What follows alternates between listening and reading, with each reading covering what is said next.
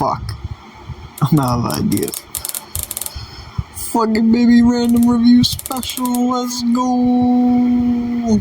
Alright, so I got some normal videos on the back burner, but the issue with that is they require rereading something, or B, reading something for the first time, and I don't want to do that at the moment, so riding off the high of my last video, what I'm going to do is I'm going to take some stuff I've been wanting to talk about, but don't have too many in-depth thoughts, a long video, and put them all together. It's kind of like those old Golden Age comics where there's two actually good segments, but then a lot of filler to justify the price. And when I say random, I mean random. If I can think about it or talk about it for 2 minutes, it's getting talked about. Alright, without further ado, let's go! Alright, the first thing I want to talk about is Local Man, one of the new indie darlings from Image Comics. Critics are loving this comic for its grounded, realistic take on superheroes and transformative analysis of late 90s comic book edge. Local Man is garnering respect everywhere for its humor and character study of that 90s hero when all the glitz and glamour is gone. Local Man is also a prime example of why most comic book critics are fucking morons, who instantly equate meta-commentary with bold, clever writing. Local Man is one of the worst pieces of garbage I've had the displeasure of reading in a long, long while. The series follows ex-hero Crossjack, who's been legally forced out of his Youngblood ripoff team and forced to move back into his hometown with his parents, where everyone hates him. Things get interesting, though, when one of the local villains gets murdered, and a conspiracy is unraveled that may involve Crossjack's old team and his old love interest, and some other stuff. My major issue with the series is the art. It's bland, lifeless, and sterile. Whoever decided that serious, dramatic comic books needed muted colors and flat, dull characters needs to read more than just cape books. There's many dramatic series out there with actual style and flair in both American and foreign comics that looking at something like this is almost insulting. The art becomes passable during the flashback sequences to Crossjack's hero days, but it's just a bland pastiche and send-up of older styles. There's nothing interesting here, it's just a derivative. Second most annoying aspect is the story itself. It's trite. It's contrived, and I hate it. We've seen superheroes past their prime, and hated by the general public a billion times. Why is this one being treated like it's special just because the protagonist is an unlikable millennial? Taking in mind the people that are liking this comic, I think I just answered my own question. There's nothing in the story that's particularly profound. Jack isn't a deep character, very interesting to follow. The conspiracy is poorly thought out. This book attempts action scenes frequently with frankly awful results. The humor is awfully cringe-inducing Whedon-tier schlock. I don't know why people who clearly don't know how to draw action or dynamic poses or anything try to do action sequences. The only genuinely well-written moment is in issue 2 and is never brought up again. The hero trips and does what every other comic does when the hero gets high, has him play with the speech bubbles. This is a comic made of cliches, yet it's so beloved for being original. Why is that? In my opinion, I think it has to do entirely based on the premise. 90s comics still get a lot of flack for being edgy or extreme, so a comic published by Image, the poster boy of Image and Extreme, that is essentially tearing down 90s comics and repeating tropes that fucking Rob Liefeld started, is a critical darling. It's not that the series does anything good, it's that the series insults and degrades an era most of the critics detest already, so they naturally flock to it and its boring Reddit humor. I personally despise this outlook, and this book, there was plenty to criticize with the 90s, I do agree there, but at the same time the era saw an unbridled wave of creativity and art from not just the big two, but various indie publishers. The restrictions on the Comics Code were dead. Artists were finally fighting for the respect and rights they actually deserved. We were getting more out there and creative stuff. But oh no, Spawn ripoffs, and Rob Liefeld, and Marvel made some bad comics with bad tie-ins, so let's just hand-wave the whole decade into the gutter over some stupid shit like that and repeat the same 97 foot jokes over and over again because we are incapable of original idea. That should be the title for Local Man. We are incapable of original idea. It should be ashamed for publishing this trash, and I should be refunded my time on Earth for having read it. On a more positive note, I recently finished reading Dune and Dune Messiah and had a damn good time with both. My passion for traditional reading died out a little bit following some of the awful books I had read in high school. Fuck you, F. Scott Fitzgerald. But after the movie came out, I felt like trying out the series and was delighted by a fantastic novel. The first Dune book is amazing stuff. My personal favorite aspect is the opening segments prior to the fall of House Atreides. There was so much strife and inner turmoil burning within every character, from Paul and his inner feeling of terrible purpose and disdain for the systems of power that his family has been locked in, to our Duke Leto, who is forced to cut himself off from his love and passion for what he believes to be the benefit of himself and his family, to Duncan Idaho, who is named Duncan Idaho, and that is a funny name. Leek Kynes, who struggles with his capabilities, the nature of his people, and their prophecies, and his dream of a green Arrakis. The Lady Jessica, aware of the terror that will soon strike her family, but ostracized by them for her own relations to the Bene Gesserit, who orchestrate the terror that will strike down her family. This comes to a head in my favorite scene in the book, where Jessica and Thufir Hawat sit down in a garden and just talk, trying to make the others see each other's point of view and understand each other so they can better deal with the oncoming crisis. It's this beautifully gripping sequence where people born and raised in paranoia try desperately to make each other trust each other.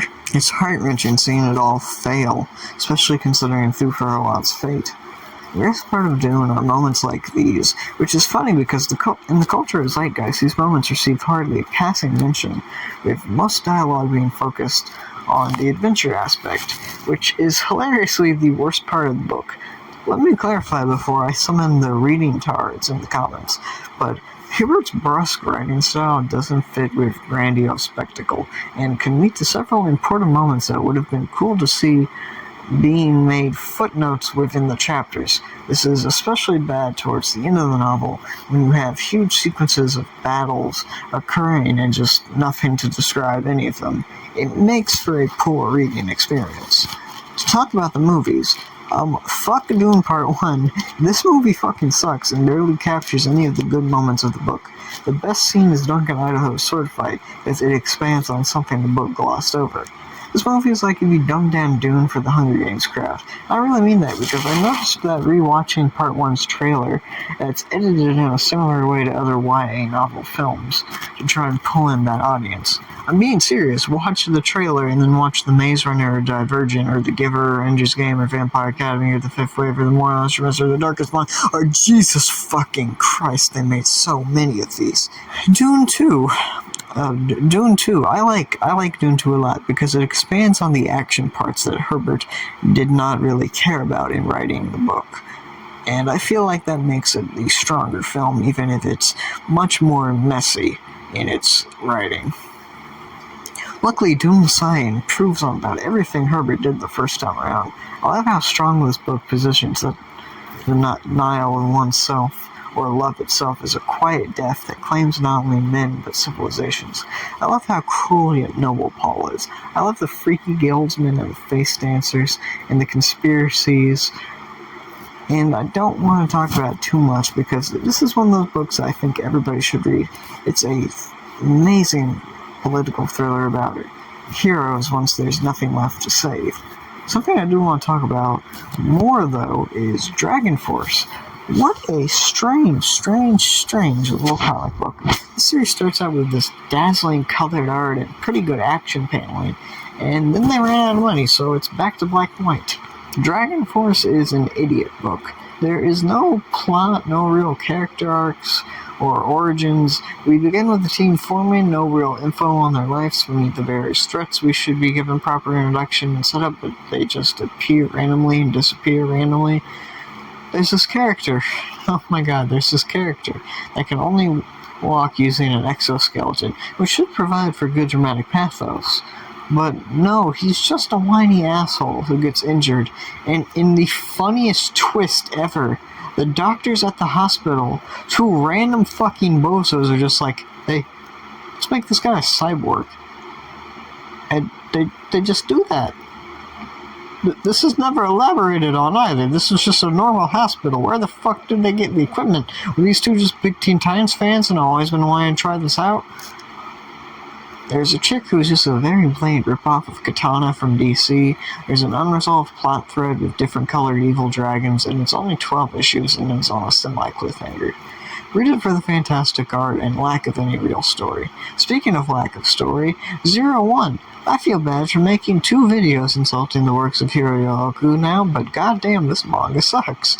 For starters, you see this art? It's pretty okay, right? That's not what the manga looks like most of the time. This is what the manga looks like. In Oku's first attempt at blending digital art with traditional manga, we get this absolute fucking garbage.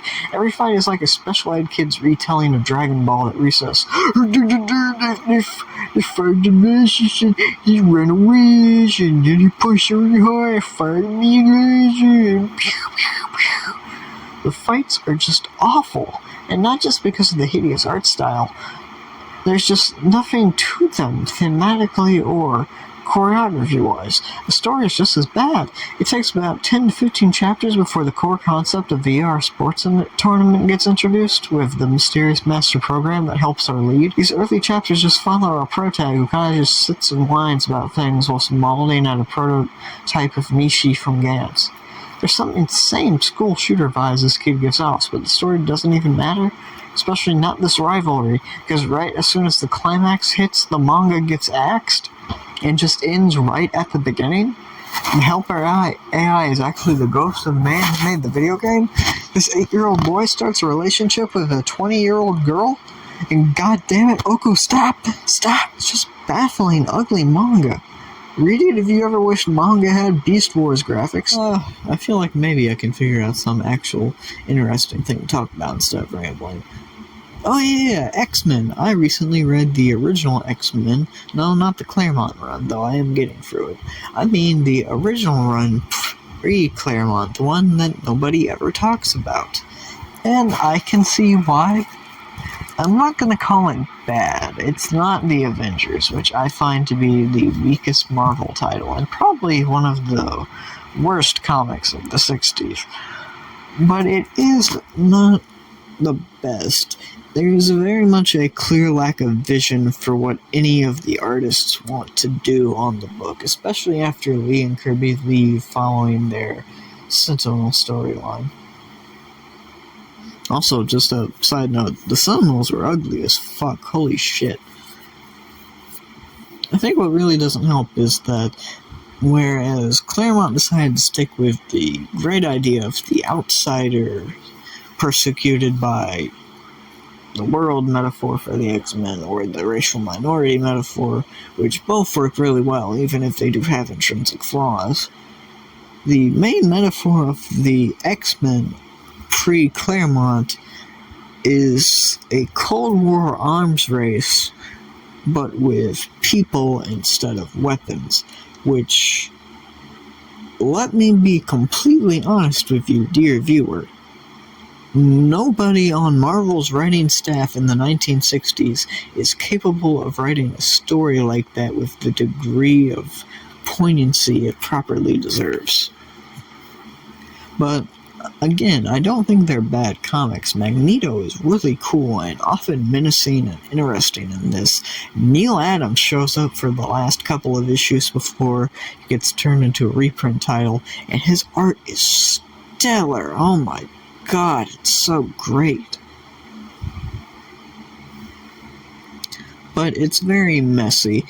The first 2 issues, actually first 3 or 4, feel like Golden Age comics. There's a storyline where they're trying to escape Magneto, who's captured them, and there's a random throwaway filler arc. Issue, but we're gonna call it an arc, where they find Red Raven, who's captured all of his bird people and put them on an island that will self-destruct and plummet into the sea.